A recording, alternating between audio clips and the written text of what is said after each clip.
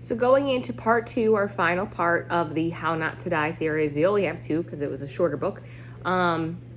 Just a reminder for everyone that I am taking this from a book. I do these very unbiased, so I'm making sure that I don't have any preconceived notion of anything. It's just I'm getting the information that is important out to the world that maybe you don't know about. So How Not to Die part 2. Remember that when you're eating, it is the day-to-day stuff that you eat that's going to matter most. What you eat on special occasions is insignificant compared to what you eat day in and day out. So making sure that you're not beating yourself up over the one thing that you had, or like, oh my God, I know I'm gonna eat all the Christmas cookies on Christmas. That is okay because your day-to-day stuff is what matters. If you really want to put edible bacon flavored candles on your birthday cake, do it. Your body has a remarkable ability to recover from sporadic insults as long as you're not habitually poking it with a fork, right? Last week we talked about, you're eating maybe Dunkin' Donuts or Starbucks or Bruegger's Bagels is another one, for breakfast. And then for lunch, you're also getting takeout. And then for dinner, you're also getting takeout. And you just keep hitting it every single day. So those hits build up over time. But if you're changing those day-to-day things, then those hits are very insignificant. Now we're going to go a little bit more onto the food guidelines, which are probably going to sound really familiar to the others that I've mentioned. I've mentioned them in a ton of other blog posts. I've mentioned them on videos. So we should be starting to kind of notice a pattern here on what we should be eating. So starting off with beans, and by beans, I also mean legumes. They are all going to comprise all of different kinds of beans. So soybeans, split peas, chickpeas, lentils, all of those. You want to try to get 3 servings a day. Next thing is berries.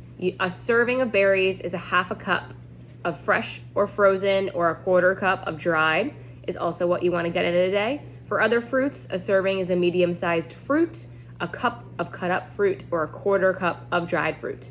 Also, something super good for you is going to be cruciferous vegetables. Those are going to include broccoli, cabbage, collards, and kale. And you want at least 1 serving a day, typically about a half a cup, which is about, if it's leafy greens, it's like 1 big handful.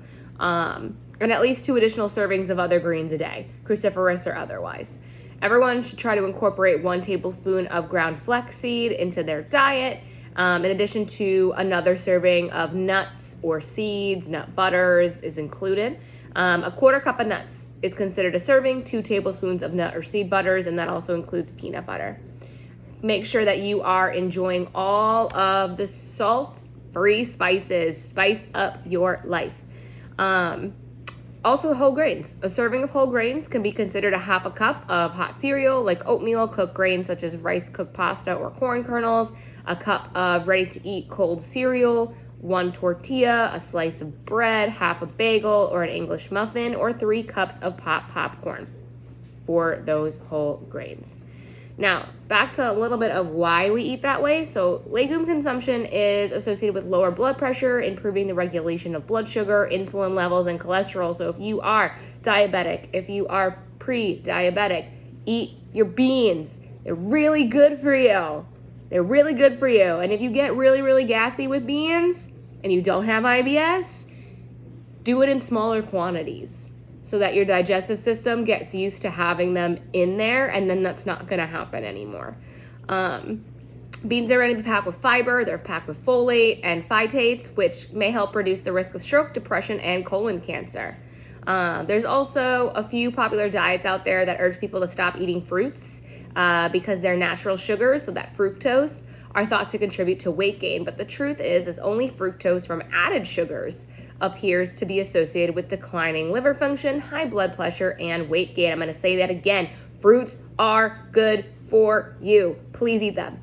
Please eat them. They have so many good nutrients in them. Please eat them. I would rather you eat all of the fruit than have like the occasional donut is okay. But then have a donut for this instance every single day. Switch your donut for a piece of fruit.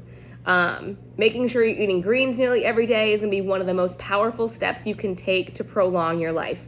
Greens turned out to be associated with the strongest protection against major chronic diseases, including up to 20% reduction in risk for heart attack and stroke for about every additional daily serving. So that's amazing. Eat your greens, eat the rainbow.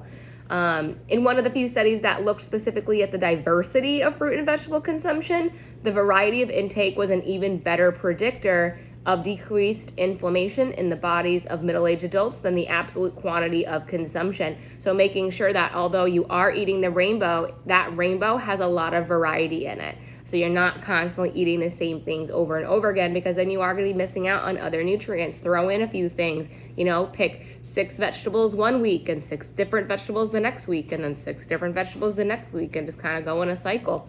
Make sure at least half your plate is filled with veggies, okay? Simple rule here. It's a very simple rule. Include vegetables in everything. Everything that you eat. Breakfast, lunch, dinner, snacks. Literally everything. The more the better. Whole grains are great, but intact whole grains are even better. Okay, those are your rules. Remember that the idea of preventative health is that you do something now so that nothing bad happens later. You floss your teeth not because it makes you feel better, but because by doing so, one day you won't feel worse, depending upon genetics. You could consider the healthy habits described in this video to be preventative. You eat a healthier diet now to avoid disease later. If you have any questions, comments, or concerns, drop them below.